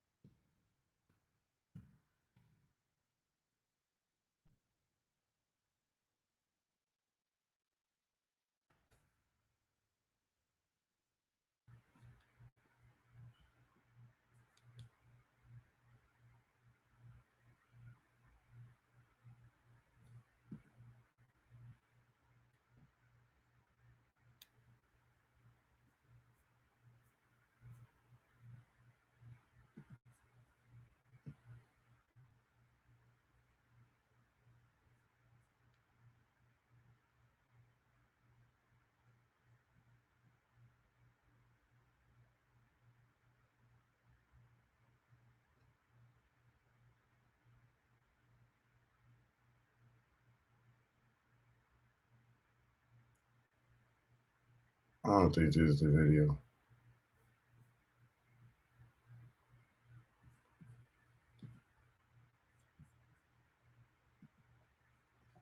Anyway, that ain't the video. I can't find it. I don't know the name of it, but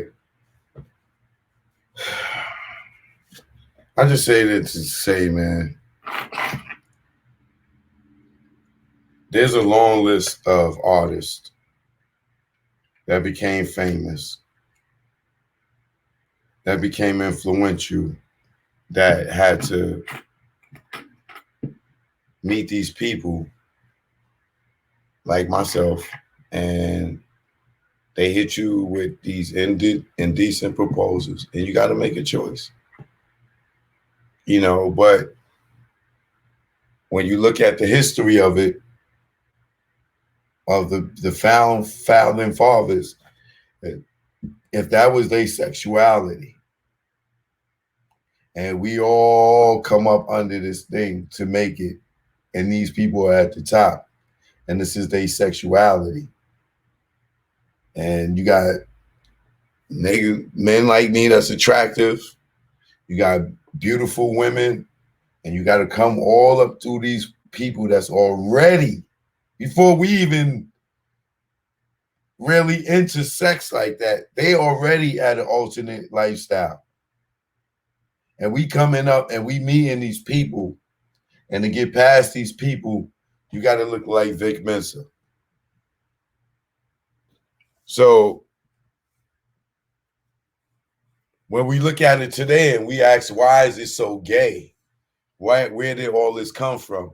It's because the founding fathers and the people of power, these people probably got broken by the people up there, you know, just, you know, and this is where we at today. Is this was their lifestyle all along.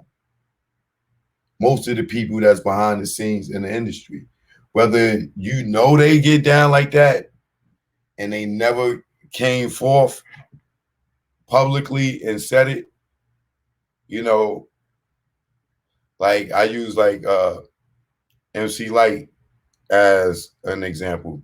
I was in love with MC Light my whole goddamn life. Nigga, I done stuck in clubs as a kid to see her in 87, 88. Thought that was going to be my girlfriend. I didn't know the whole time, most of her career, my career, that she was a lesbian. She's never said it publicly, but even when I was in the streets, I used to go re-up on the 141st in Amsterdam. I used to always, she had a girlfriend right there. And I used to always see her when I was going to re-up a lot. I used to see her. And it just blew my mind. It just blew my mind. But, you know, even to today, she has never came out like Brad did, you know, more recently. As well as there's plenty of other artists out here like that, actresses, actors, athletes. It ain't just hip hop, y'all. It's a bunch of dudes in the NBA. Even though they married, they with the same stuff these dudes is, as the same as these actors, even though they married. Actresses, even though they may be married to a man, they may be a stone cold lesbian now, or may have been the whole marriage, or bisexual.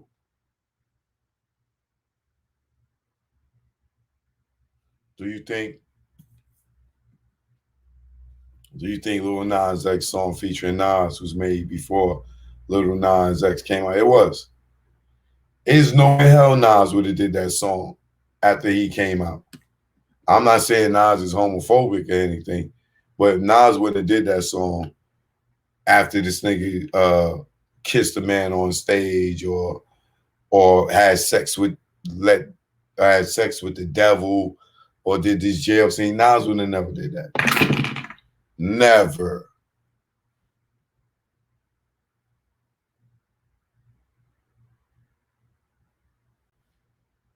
Yeah, so like I said, in NBA, actors, comedians, this is why you see, you know, Kevin Hart got to put on a dress if he want to be a multi-million-dollar box office star. Will Smith got to put on a dress. Jamie Foxx. It just goes on and on. And hip hop, they got hip hop dudes doing it now, and it's just ultimately this is what it is. The forefathers was already in that lifestyle. You got all of us coming up, being brought up different by our mothers and fathers to be men and women. These people wanted to break us for a better sake of getting to the next level.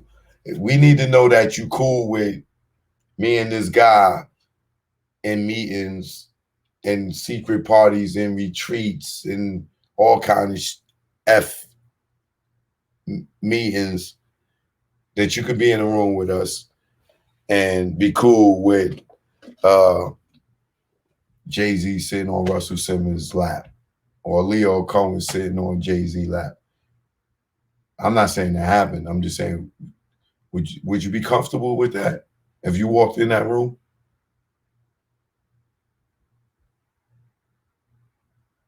MC Light is divorced already. Sorry to update you.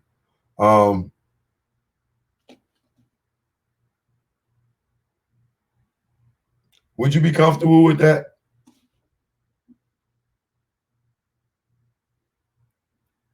Would you be comfortable if you walked in the room and you seen Megan and Beyonce kissing?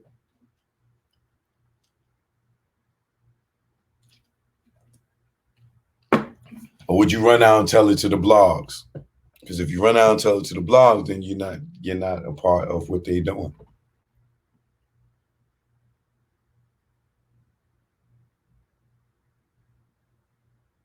So when y'all say the gays run in the entertainment industry, they don't run it. They was already gay before they even popped off. They just implicated their lifestyle into the business. And for all of us that became successful in the business, that wanted to advance in the business or get into these secret rooms, you have to be what they was with. And if you're not what they with, then it's just going to be harder for you.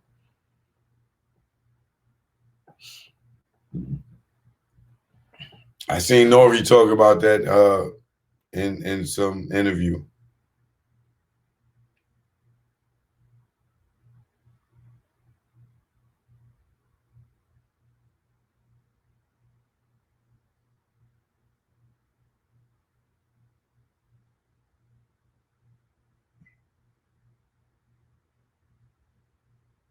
Illuminati shit. Oh yeah, now, right? From battle rap.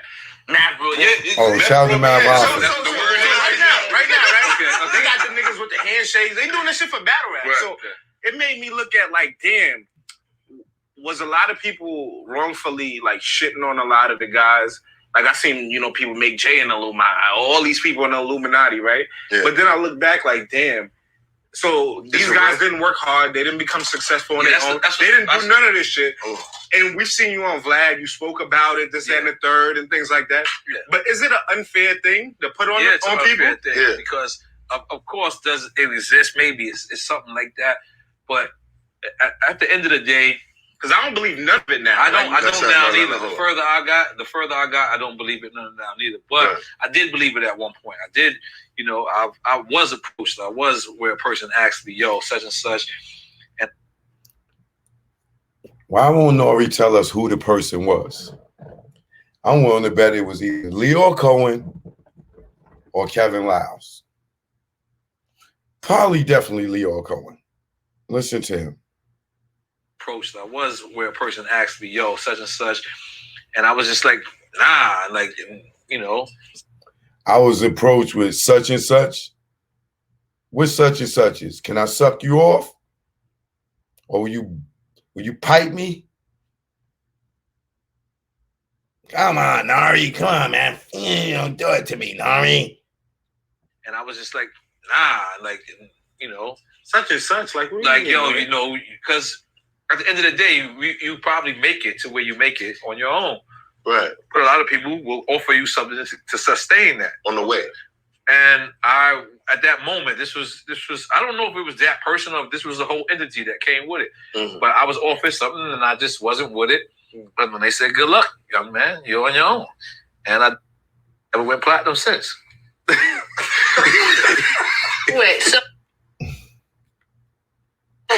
what did they offer you? They was just like, you walk this way or you come this way, and that's weird. Did they ask about like sacrifices or something? Nah, I didn't go that far. Like I was just like, all right, cool, I'm gonna go this way, and that was their exact words. What impact did they sell you on? But did they say, hey, we can do such and such and such? Nah, they didn't. It wasn't like that. I wasn't really allowed. If that was the case, it really wasn't allowed. Or maybe I was bugging. I don't know. You know what I'm saying? Yeah. The thing about it was, nigga, you wasn't bugging. I did never go platinum again. I did never go platinum again. So, who y'all think Nore was talking about? Because he knows exactly who he was talking about. And he was definitely at Def Jam at that point. So, clearly, who was Nore talking about? Leo or Kevin Lyles? And I was just like, at the end of the day, because I don't believe none of it now. I don't now neither. The further I got, I don't believe it none now neither. But I did believe it at one point. I did, I was approached. I was where a person asked me, yo, such and such. And I was just like, nah, like. That's hypocritical for him to say he don't believe it and he experienced it.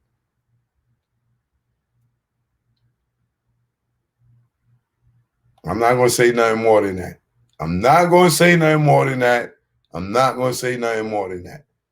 But he experienced it, so he knows it's real. So to say that he don't believe it today, how don't you believe something today that already happened to you?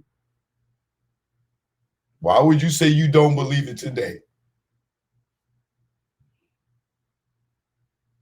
Was where a person asked me, yo, such and such. And I was just like, nah, like, such and such, like yo, because at the end of the day, you probably make it to where you make it on your own. Right. But a lot of people will offer you something to sustain that on the way. And at that moment, this was. I don't know if it was that person or if this was the whole entity that came with it. Mm-hmm. But I was offered something and I just wasn't with it. And when they said, "Good luck, young man, you're on your own," and I never went. Who does that? Do a black person sound like they said, "Good luck, young man"? Or that sound like, Nore, you come over here, you go to these doors, Nore. You come with me, or Nore? I take you far, Nore. You're not gonna make it on your own, Nore. You're not gonna make it on your own, Nore. Come over here, Nore. Come on, Nore. You come on. What? Hell no, nigga. I'm super thug, nigga. I ain't no, nigga. Nore, you're gonna be on your own. Good luck, young man. Does that sound like Leo Cohen to you? Or Kevin Lyles? It's somebody at Def Jam.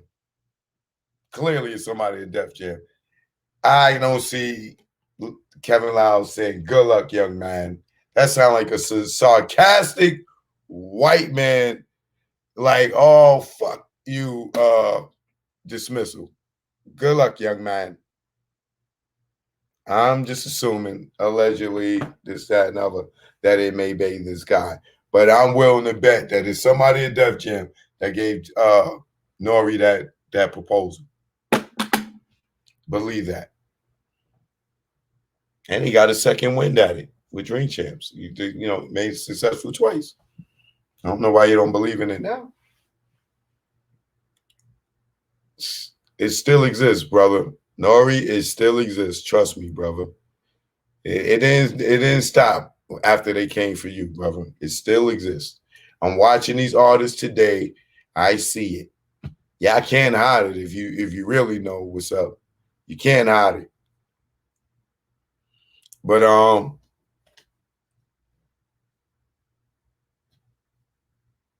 the rumors of Dr. Dre, it just don't stop. It just don't stop. I feel like these people in power was already living a lifestyle, and they broke a lot of our favorite artists by giving them that proposal to move in advance. And we've seen plenty of them have done it. If you put on a dress, you did it. It ain't no goddamn question. Ain't no man putting on no goddamn dress for no reason. You got to be in the club. I'm not saying you may not be in the gay club. You might be in the evil club. But if you are sitting here trying to influence young boys to be girls, you are a part of that agenda.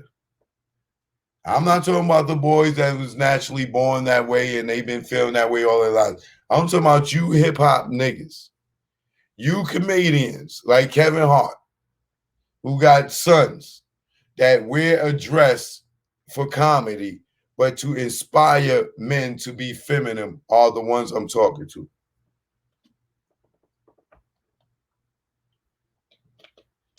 Your sexuality is your sexuality. But if you're running around here with a wife and kids and you're supposed to be a man, why can't you be a man throughout your whole career? Why, when you get on the screen or you get on the song or in the music video, you are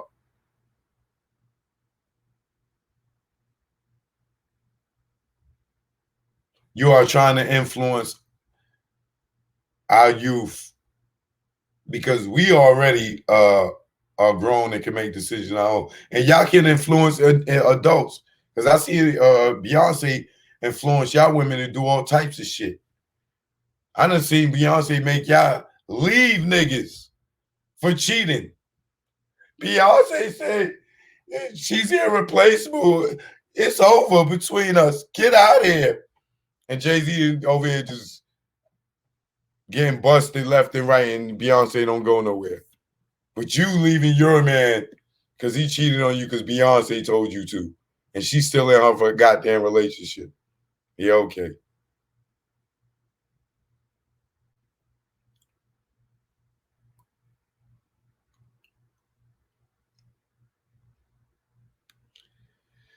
That's all I got to say for the night.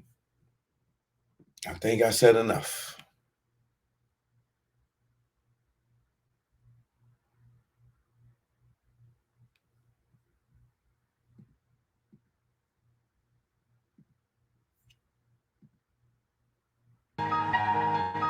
Choke no joke. Put your shout outs on the screen. You know what Choke no joke. Whatever city, your business, whatever You know it what is, it on the is. screen, your Instagram. Put it on Let's the go, screen. let's go. 2020, rich niggas, money funny. We got killer bees and I lost my honey. My little sex master, yeah, she was a distraction to my mathematics. Then Corona happened. The government capping on what's really happening. Rock Nation signing niggas that's out here ratting. And Jay's the captain of the ship. Ain't this a bitch? You keep his sign and snitch. We lost Andre and Rich. Life's a bitch. Can't have a funeral no matter if you rich or poor. Overpopulated at morgues. Funeral homes, bodies all on the floor. No food in stores, no me no more. These the last days. If you never prayed, have faith. All sort of illness a day. Yo, it's tough. When you see Puff rock a hoodie with his baby mama hanging from a crook, you know what it is. Oh, Nicki done turned a whole bunch of little boys into Bobs. She inspired so many little boys to be gay. Nicki Minaj, she is the queen of turning little boys into girls. Let's go, let's go. 2020, rich niggas, money funny. We got killer bees and I lost my honey. My little sex master, yeah, she was a distraction to my mathematics. Then Corona happened. The government capping on what's really happening. Rock Nation signing niggas that's out here ratting. And Jay's the captain of the ship. Ain't this a bitch? You keep his sign and snitch. We lost Andre and Rich. Life's a bitch. Can't have a funeral no matter if you rich or poor. Overpopulated at morgues. Funeral homes, bodies all on the floor. No food in the stars, no me no more. These the last days, if you never prayed, have faith, or saw the illest of days. Yo, it's tough when you see Puff rock a hoodie with his baby mama hanging from a cross. You lost. Damn, you told the CEO on the gram he was a handsome man. That's sexual harassment in front of millions of fans. You made Fab wanna scram like Sunday Letitia. Joseph don't leave, Mary and Jesus. Sags, self-pleasing, some sneak thievers. If we were kids, you call them flat leavers. They use you, don't need you. It's birth you, then see ya. Cross you, then be ya. Curve you and flee ya. Niggas wanna be you until they see you. They idolize you like you in the case. Nigga, you know him, got punched in the face, in the A on stage, or any place. A nigga like me never retire like Mace, and don't even care if the church is the escape. Last real nigga alive amongst your face. Y'all big bad, no frosting on my face. You can't come out, Epstein flight log is out, and tell us what that spirit cooking about. Head to head with a satanist and niggas in doubt. The power of the dark side block me out. That's why I'm blacking. Get it in any sport trick. That's why you the non-factor. 6ix9ine keep acting like you ain't acting. You wasn't flagging in the court yapping. That tough guy on the gram was just blabbing. Nigga, you capping. I'm the king of New York. At y'all niggas, I'm laughing. At the plaza. At the plaza. It's the king of New York. Joke, no joke. We here now. You know what it is. Eden Wall, stand up.